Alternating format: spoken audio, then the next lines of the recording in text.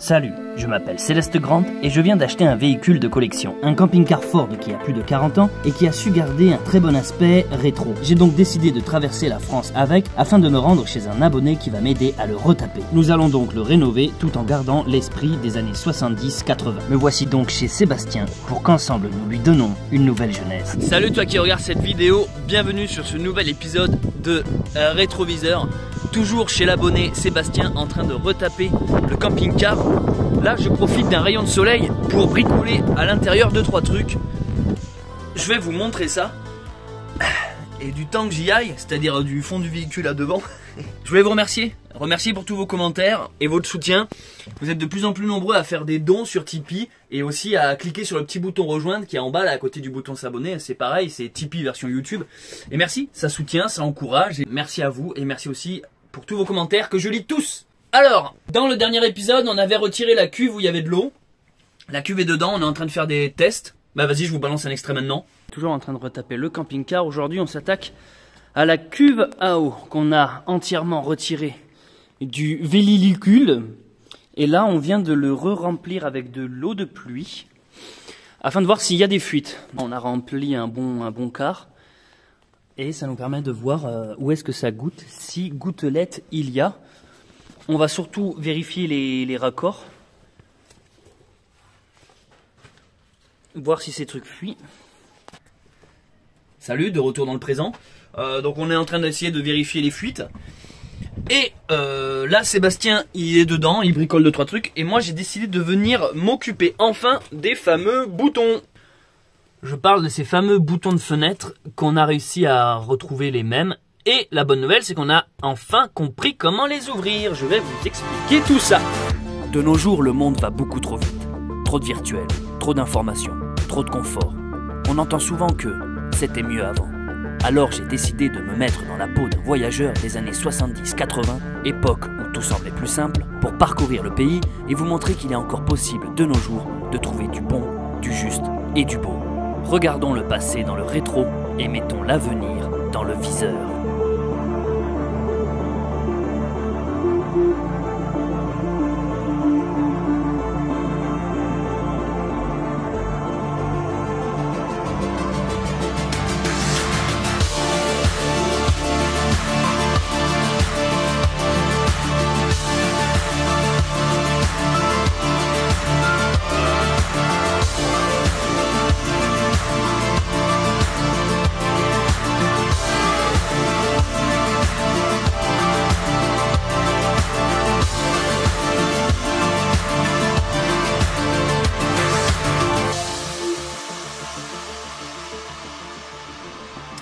Donc ces petits boutons dans les épisodes précédents, je vous ai dit qu'on les a reçus, on est content. Et faut pas croire, hein, on arrive à retaper un camping-car dans son intégralité.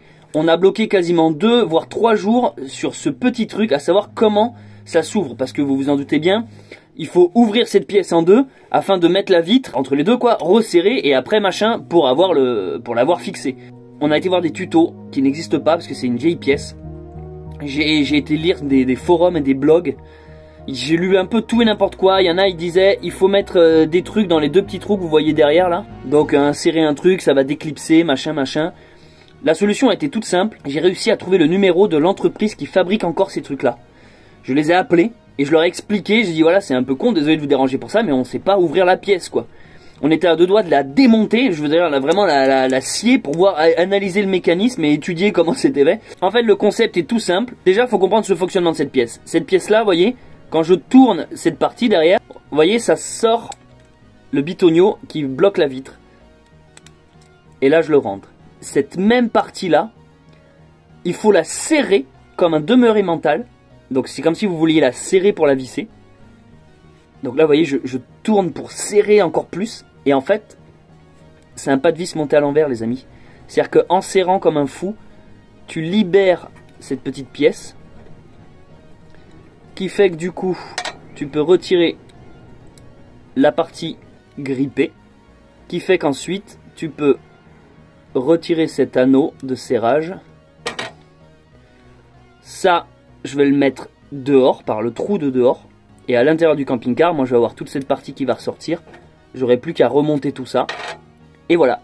Donc là, de bon matin, ben, je m'attaque à ça. Donc je vais retirer les anciens qui, eux, par contre, sont bien grippés.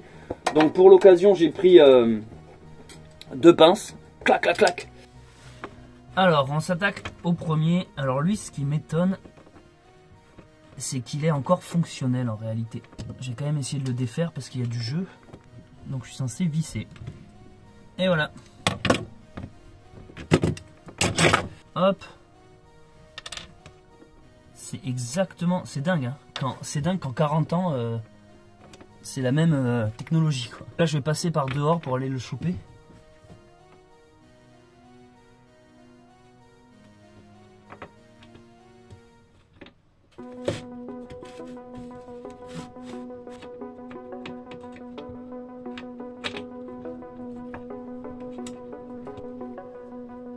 Évidemment, faut que ça soit casse-couille. Bon, n'ayant pas réussi à retirer l'autre bout, je sais pas, je me suis dit peut-être qu'il fallait démonter toute la vitre et tout, flemme. J'ai rajouté la pièce manquante, c'est-à-dire que la pièce neuve qu'on a ici, vu qu'on l'avait pas mal esquinté en essayant de l'ouvrir et de comprendre son système, je me suis dit autant que je m'en serve pour réparer les pièces qui tiennent encore. Donc j'ai rajouté ça, qui en fait permet que ça colle et qu'il n'y a plus de jeu, vous voyez, ça bouge plus. Et donc là, c'est bon, là, on marche, enfin ça marche, et c'est nickel.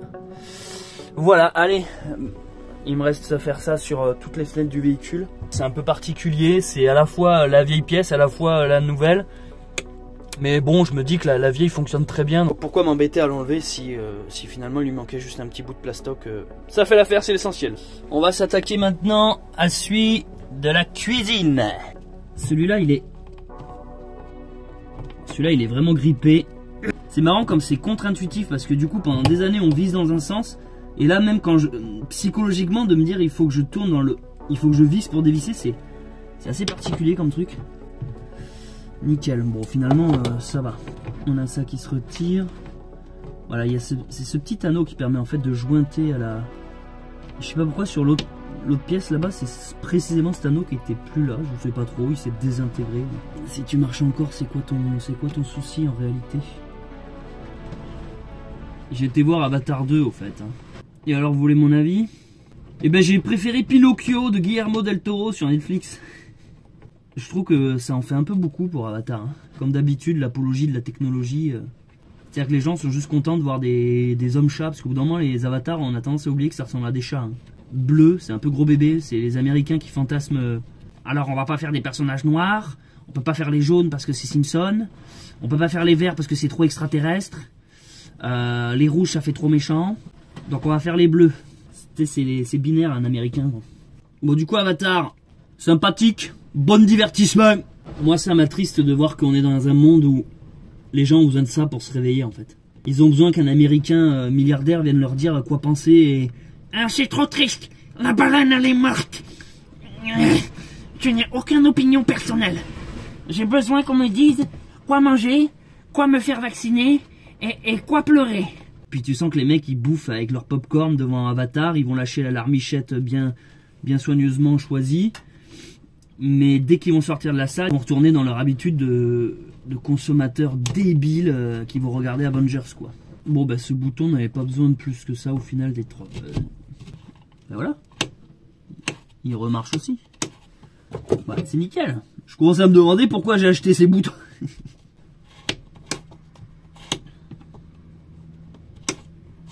Voilà, nickel, on va dire que ça fait l'affaire.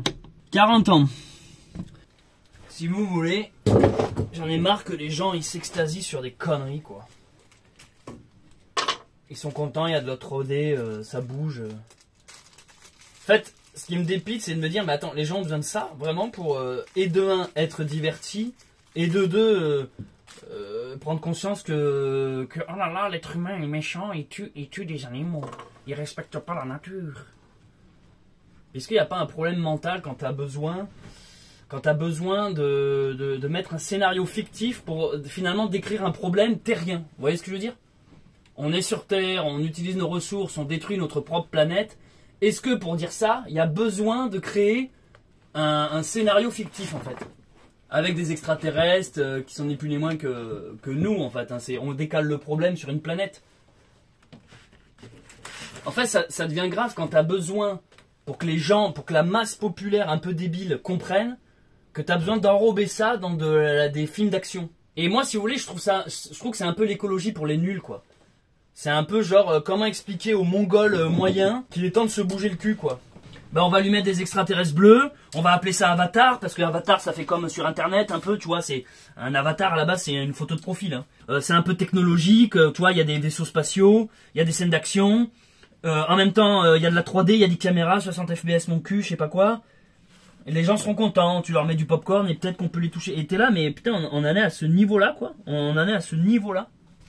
Bon, il commence à me faire chier ce rideau jaune, là, parce que... Après, c'est comme beaucoup de choses, hein. Je me dis, bon, vaut mieux ça que rien aussi, tu vois, à la rigueur. Vaut mieux un film qui tente d'éveiller les consciences que rien du tout. Mais il y a quand même une part au fond de moi qui me dit, mais putain, j'ai jamais compris sur cette partie quelle fenêtre est censée bouger. Si c'est celle...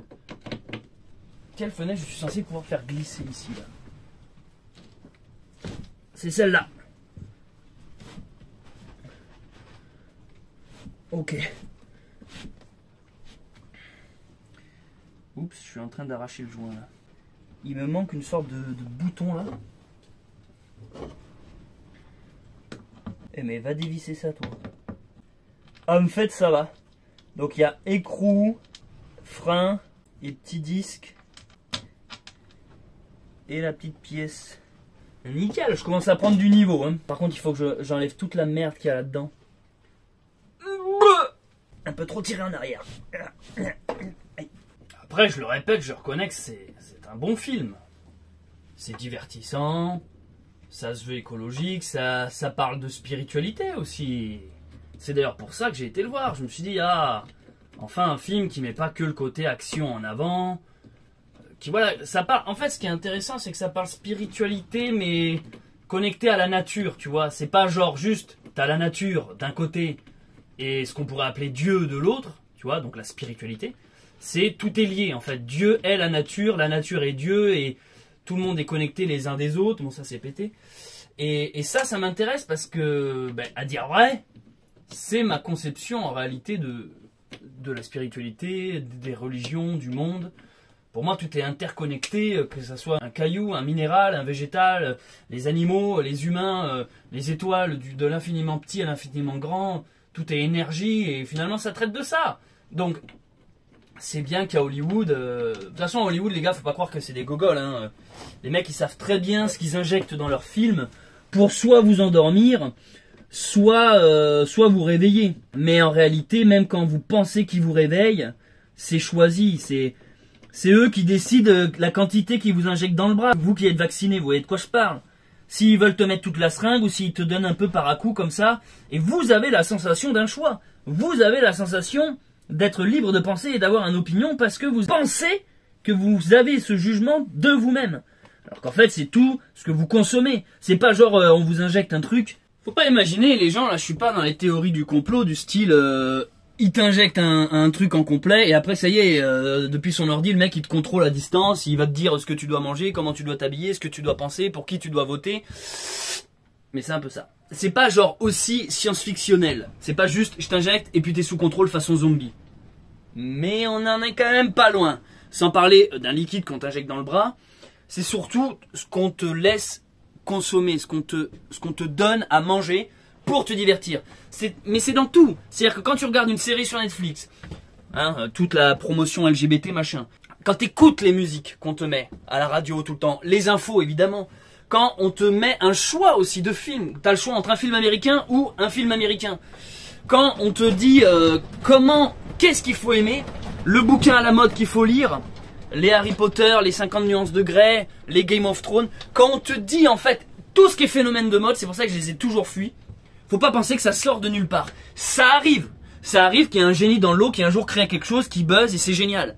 Mais c'est rare. La plupart du temps, c'est le contrôle des masses. Mais pour pas que la masse se rebelle, il faut leur mettre du divertissement contrôlé. Et en plus, qu'on lui donne l'impression qu'elle ait du choix dans ce divertissement. Qu'est-ce qu'on fait aujourd'hui? On joue aux jeux vidéo, on va au cinéma, on commande Uber Eats. Faut qu'elle ait l'impression que Ah ben j'ai été voir le dernier Star Wars parce que je l'ai voulu, parce que j'aime Star Wars. Oui mais pourquoi t'aimes Star Wars? Parce que depuis des années on te dit que Star Wars c'est bien, et parce que dans les années 70 on t'a fait le 4, 5, 6, dans les années 2000 on t'a fait le 1, 2, 3, puis là dans les années 2020, 2010 on te met le 7 du 9. Toutes les générations sont en train de morfler en fait.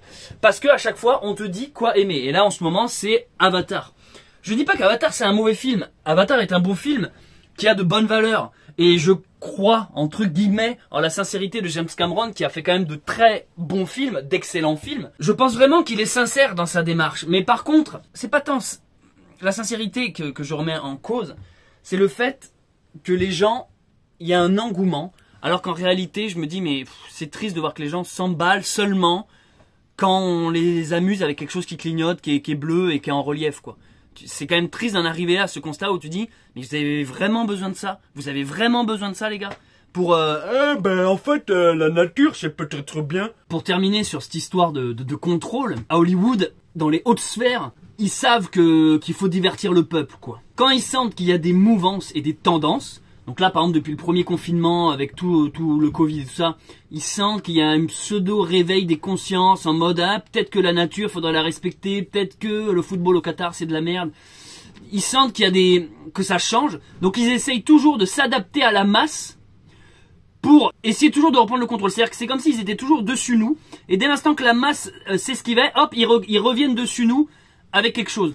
Donc là, depuis le Covid et les vaccins et machin, on sent que les gens sont, finalement la nature, vivre à la campagne c'est peut-être mieux qu'en ville. C'est pour ça que moi ma chaîne YouTube a aussi démarré comme beaucoup de chaînes de nature, de rando, de spiritualité. D'un coup il y a eu un éveil des consciences, et du coup là-haut ils se sont dit ok, on peut plus les amuser avec des gadgets et du matérialisme, on va commencer à changer de fusil d'épaule et donc parler de spiritualité. Donc hop, ils reviennent, et comme par hasard maintenant tu commences à avoir des trucs au cinéma, dans les livres qui sont un peu plus branchés survie, rando, nature, spiritualité. Avatar en fait partie. Ils essaient toujours d'avoir comme un pion d'avance, une vision d'avance pour qu'on reste toujours sous leur filet, quoi. Parce qu'à chaque fois qu'on essaye de s'émanciper, tu vois, on risquerait de les renverser. Ce que je voulais dire avec Avatar, c'est que à la sortie de l'épisode 2 là, j'ai vu que je suis retombé sur des interviews machin, et apparemment il y a une dépression post-Avatar. Je vous explique. Les gens vont au cinéma, ils regardent Avatar, le 1 ou le 2, que sais-je, et puis en sortant de là, ils ont des dépressions, des vrais trucs de malheur, ils sont malheureux, hein. Parce que ils se disent, ouais, mais en fait ce monde est magnifique, coloré, les gens vivent en harmonie avec la nature, tu parles avec les poissons, tu t'encules avec les fleurs. Et puis d'un coup il sort de la salle de cinéma, t'as juste Mouloud à gauche et Robert à droite, tu dis qu'est-ce que je fous là? D'un coup t'es dehors, il pleut, t'es dans une ville grisâtre, les gens ont des masques, tout le monde est vacciné, il y a la 5G, le monde est gris, et d'un coup tu te dis et puis après tu bouffes ton steak en te disant ah ouais mais ça c'est en fait un animal mort, en fait je devrais peut-être pas le manger parce que j'ai vu dans Avatar que les animaux faut pas les manger. Les gens ont une déprime ils ont tellement baigné dans un monde coloré, c'est un Éden, on leur montre un Éden, on leur montre un paradis perdu. Donc ils ont tellement vu un paradis artificiel que quand ils reviennent à la réalité, ils supportent plus leur réalité, leurs propres conditions. Ah mais moi en fait j'ai 5 doigts, putain mais merde, en fait j'ai la peau mate, j'ai la peau blanche, je suis pas bleu, qu'est-ce qui se passe? Ah mais moi j'ai ma 3D, elle me fait pas rêver quoi, c'est un merde. Ah putain quand je marche en fait c'est un effort, alors que dans le film on me dit quoi penser, on me montre des paysages sans que je bouge mon gros cul. Les gens dépriment en fait. Et ça, c'est grave. C'est grave parce que, je vais reprendre mon exemple hein, les amis, je suis désolé. Hein. Mais quand tu marches dans la nature, quand t'es connecté, quand tu marches, j'ai fait une rando pieds nus pendant 2 semaines. J'ai marché pendant 5 mois avec un âne, où ma seule réalité, c'était de parler aux arbres, aux plantes, aux rivières, aux poissons, aux animaux, à mon âne. Je vivais avec la météo, le vent qui me caresse les joues, les poils, l'eau qui me désaltère, qui me rafraîchit, la caillasse sur laquelle je m'agrippe, qui en même temps m'abrite, qui en même temps m'esquinte. Tout, je n'ai fait qu'un avec la nature. En réalité, j'étais sur Pandora, j'étais dans ce monde-là. C'est-à-dire que je n'étais plus dans votre monde fou d'informations anxiogènes. Ce que j'essaie de vous dire, c'est que c'était mon quotidien. Pandora. En fait, il n'y a rien de magique, ce n'est pas de la science-fiction. Quand une plante réagit, quand tu lui parles, quand tu te connectes à elle avec tes cheveux, quand tu caresses un animal, quand tu adoptes un animal ou qu'un animal t'adopte, c'est le réel, c'est concret. Ce n'est pas quelque chose de fictionnel. En fait, la déprime que vous avez, c'est pas que votre monde est moins bien que le monde fantasmé, c'est qu'en fait vous êtes incapable de le voir, ce putain de monde. Il est dehors, il est chez vous. Vous avez qu'à ouvrir vos fenêtres, ce monde existe réellement. C'est juste que vous avez refusé par votre athéisme pro-athéisme, vous êtes fiers d'être athée, de ne plus croire en rien. Par la laïcité, vous baignez tellement dans des univers d'enculés, je suis désolé, je m'en parle parce que moi ça me tient à cœur tout ça, que vous refusez de vous connecter aux plantes, aux animaux, aux minéraux. Allez tout seul faire une balade dans la forêt et parlez aux arbres, remerciez l'herbe, la fleur que vous allez cueillir. D'ailleurs, vous allez même apprendre à ne plus la cueillir. N'éclatez pas le moustique réflexe, la mort réflexe, ce truc de « ah putain, elle me fait chier cette mouche et tout ». Conscientisez que la vie est ultra précieuse. Et même si au début vous avez l'impression que c'est forcé, je suis pas en train de vous dire ouvrez vos chakras, marchez pieds nus, faites l'amour aux arbres et tout, c'est pas ça que je vous dis. Soyez authentique, parlez avec votre cœur en fait. Prenez conscience que le soleil est important, le vent, la lumière, tout, même ce qui vous semble immatériel, même les emmerdements, même quand il pleut alors que vous aviez envie de rester au sec, prenez ça avec gaieté, joie et amour, et vous allez voir que Pandora existe réellement. Donc en fait, tous les gogols qui font une dépression après avoir vu Avatar, c'est en fait, on n'a pas envie de vous sauver parce que vous avez été vous foutre vous-même dans cette zone privée du reste. Vous vous êtes coupé vous-même de cette réalité. Partout, par votre éducation, vos croyances, par l'école, par les livres, par ce que vous consommez, par vos entourages aussi, vos copains, vos copines, vos familles. Peut-être que des fois, il faut aussi dégager de tout ça qui vous tire vers le bas. Essayez de vous sauver vous-même. L'aide ne viendra pas d'un prophète ou d'un extérieur. L'aide, c'est vous, en fait. Dieu, c'est vous le prophète. C'est à vous de vous sortir de ce néant. C'est à vous de recréer le monde. N'attendez pas que la rue soit propre, commencez à balayer devant chez vous. Donc en fait, tous ces Mongoliens qui font des dépressions après avoir vu Avatar, c'est parce que vous vous êtes trop, pendant des années, occupé de choses fausses, superficielles, matérialistes. Je vais être prétentieux dans cette vidéo, mais en fait, moi ce qui me tue, c'est que vu que ça me paraît inné et logique, je ne comprends pas que, 1, les gens s'emballent pour Avatar, oh c'est trop beau, c'est génial, ça a l'air bien, et que 2, ils fassent une dépression. Je ne le comprends pas ça. Parce qu'en fait, ça devrait être la norme. Et vu que moi j'ai grandi, et c'est déjà ma vision du monde, je comprends pas qu'en 2023, quand on vient de me dire, ah ben en fait c'est ça qu'il faut penser, c'est ça qu'il faut aimer, t'es là, ben oui merci mec, j'ai 33 ans d'avance à ce niveau-là, 34 ans même. Réveillez-vous et méfiez-vous. Quand quelque chose paraît trop beau, trop bien, d'un phénomène de mode, méfiez-vous. Voilà. Concernant les boutons du camping-car, concernant les fenêtres, je vous explique. Au final, je n'ai pas eu à les changer. C'est-à-dire que j'ai réussi à réparer celle d'origine. Il n'y a que lui où j'ai dû remettre le cercle là qui n'y avait pas. Lui, il a quelque chose d'assez mystérieux, je vous explique. Alors lui aussi je lui ai mis un cercle. En fait, c'est que le bitonio là derrière est bloqué par la vitre. C'est-à-dire que la vitre, il faudrait qu'elle soit plus par là pour que le bitonio puisse bloquer la vitre. Et en fait, on a beau la serrer comme des demeurés par là, ça ne passe pas. Donc cette vitre là, on va devoir l'étudier. Et donc au final, les boutons, je m'en suis plus servi pour retaper les anciens. Bien sûr, je vais les garder. Hein. Et je crois qu'il me reste juste une fenêtre là-haut, celle de la chambre. Je vais aller voir. Mais il faut que je quitte mes pompes pleines de boue. Je débarrasse tout ça. J'ai un peu la flemme, mais je vais le faire. Depuis que je suis dans le camping-car, c'est la première fois que ça m'arrive, que j'ai un truc à faire. Et en fait, y a rien à faire. C'est-à-dire que ça fonctionne du premier coup, il n'y a rien à changer, tout est parfait. Je parle, hein, vous l'aurez compris, du petit bouton de fenêtre de la chambre. Voilà, en fait, il fonctionne très bien, donc je vais pas le changer.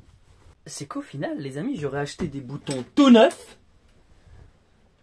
Pour rien, car j'ai laissé tous les originaux. En réalité, j'ai laissé tous les originaux. J'ai des boutons de rechange, voilà. Si vous voulez les racheter, je vous fais une petite dédicace dessus, Bunker Sauvage, 100 € le bouton, ça vous va? Maman, est-ce que je peux te prendre du rouge à lèvres, maman? Parce que j'aime bien me faire belle après m'être fait baiser!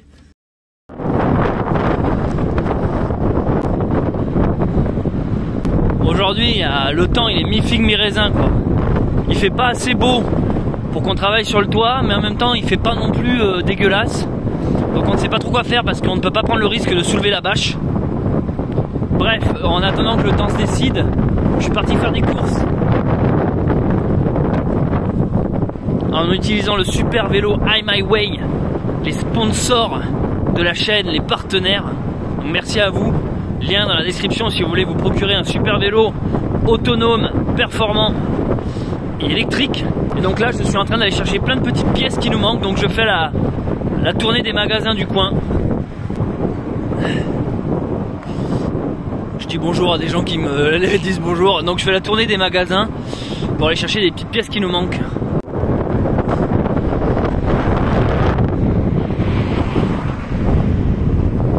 On va aller voir l'église.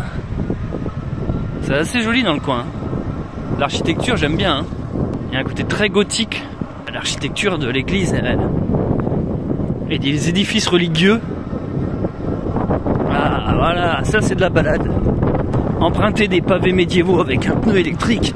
Voilà, il n'y a rien de plus survivaliste. Voilà, là je me sens dans mon époque. Par contre, je me suis gouré de route. Putain, trop mignonne cette baraque. Ça monte bien, hein. Là c'est une côte comme ça, hein. Ça monte vraiment bien, hein. Bon petit vélo, bah, je le teste, je le rôde. Je le rôde le vélo. Il y en a plein qui m'ont dit oui, tu présentes le vélo mais tu l'as pas testé. Je vais pas attendre un an avant de vous parler du vélo. La marque voulait la pub maintenant. Mais de toute façon, je vous l'avais dit que vous allez le revoir ce vélo, ça va devenir mon moyen de locomotion principal. Ma décapotable, elle a pas repassé le contrôle technique. Et le camping-car, je suis en train de le retaper, mais il y a des fois où je vais pas le prendre juste pour aller chercher du pain. Donc ça va être le vélo, mon moyen de locomotion. Bon bah du coup, je vous fais visiter le petit village. Alors est-ce que l'église sera ouverte? Actuellement fermée, aller chercher les clés, ouais bon. J'irai me confesser plus tard pour tous mes placements de produits. Ah merde, je suis dans le cimetière maintenant.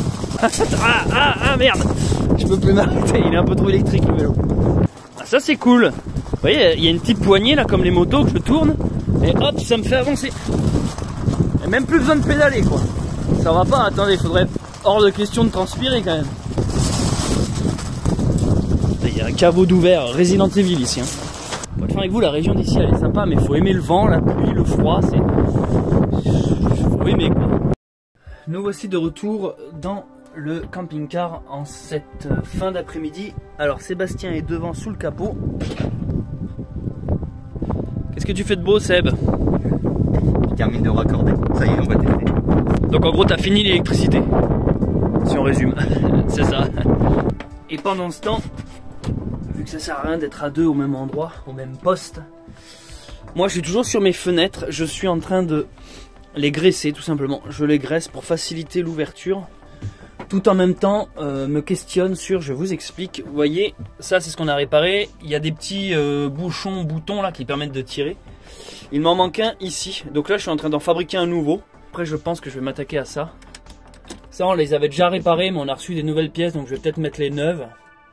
À voir. Et ensuite je voulais voir quoi? Oui, je voulais voir le système d'aimant. L'aimant qui retient cette porte. Et également celle-ci, voilà, changer les aimants d'ici. Enfin voir, voilà, voir... Il y a un truc à faire ici. Sébastien à l'intérieur sur l'électricité. Moi je suis dehors en train de graisser les rails des fenêtres. Voilà.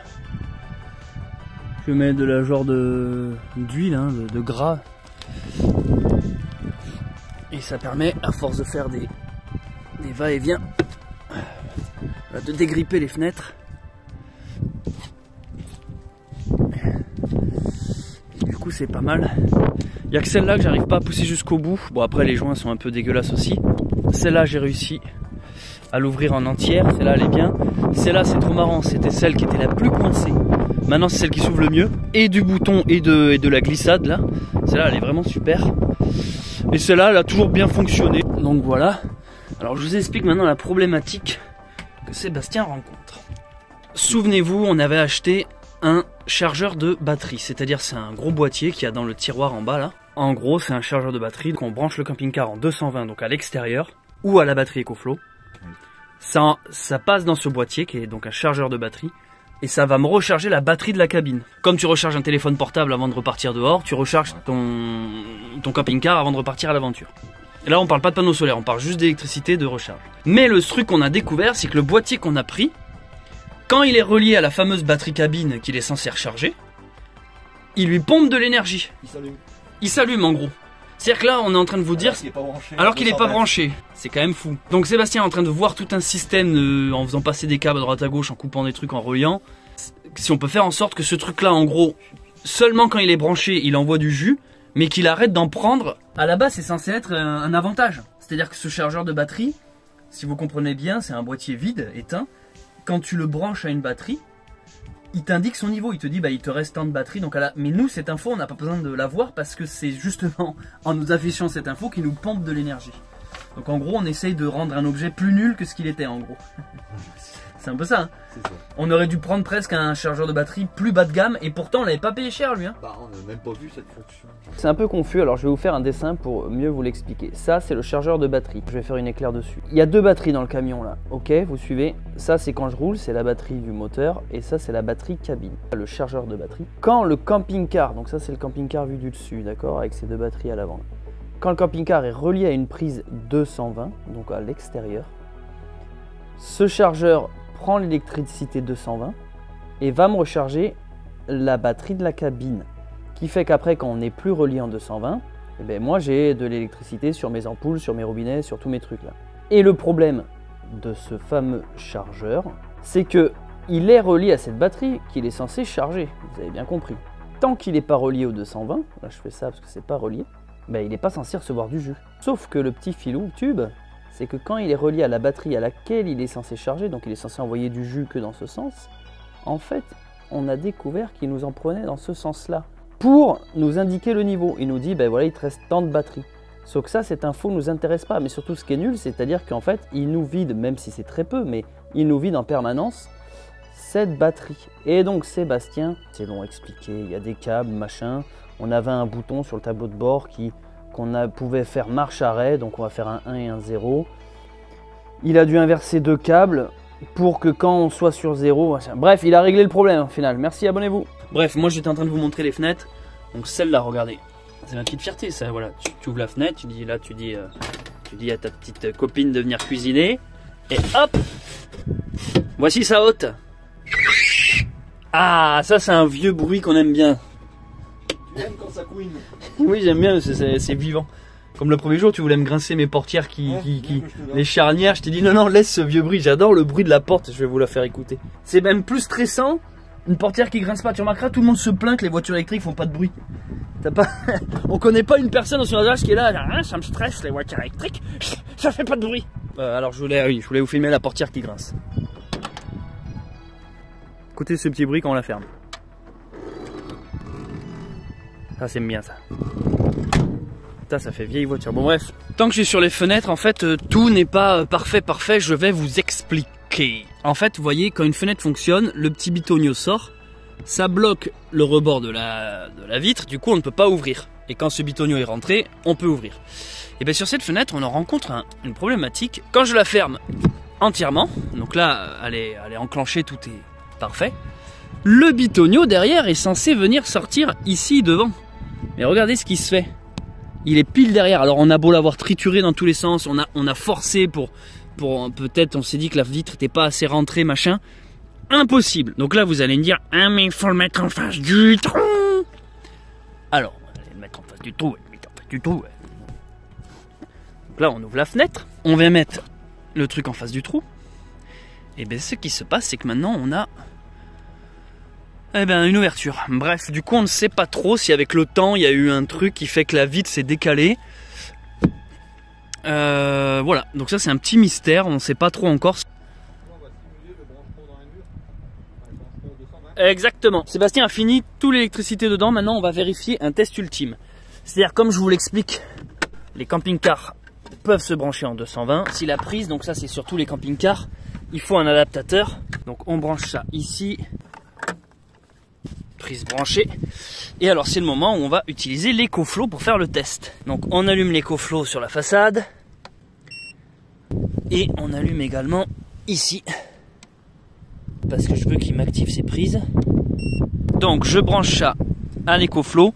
Et l'EcoFlow, si vous voulez, c'est comme si c'était une maison là. On fait un test. Et voilà. On est branché à EcoFlow. Donc là le camping-car est branché en 220 par logique. Si, là on est en 220, regarde, il y a la prise réseau là-haut qui vient de s'allumer. Il se met en mode charge. Ça y est, ça fonctionne? On est à l'intérieur.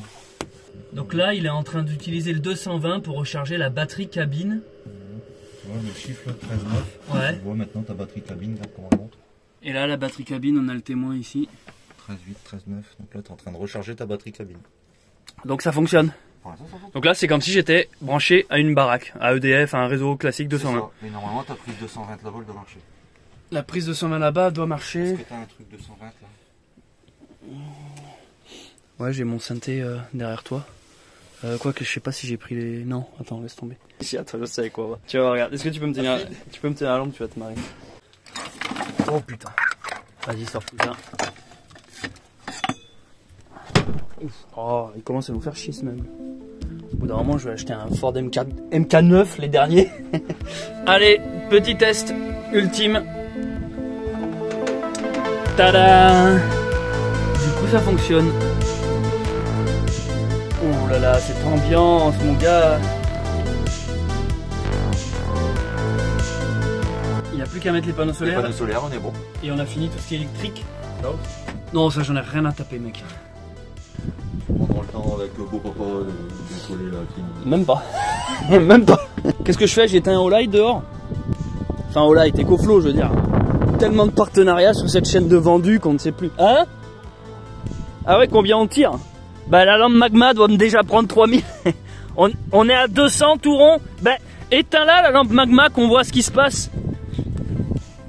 Ah, on est à 200. C'est bon? Voilà, prends que 20 watts, on est redescendu à 170. Donc voilà, prenez conscience quand même de ce que vous êtes en train de voir les amis. Là, il y a une batterie EcoFlow qui est en train de recharger tout le véhicule. C'est quand même pas rien. Donc merci EcoFlow encore une fois. Merci Sébastien bien sûr. Merci ceux et celles qui vont passer dans le lien de la description pour acheter EcoFlow après avoir vu tous ces tests approuvés par nous-mêmes. Vous voyez enfin la prise de 120. Donc voilà, ça je répète, soit tu le branches à une batterie comme ça externe, qui elle aura été rechargée par les panneaux solaires ou par ce qu'on veut en fait. Soit tu branches directement, boum, dans une maison. Donc c'est plutôt une bonne nouvelle et je pense qu'on va terminer cette vidéo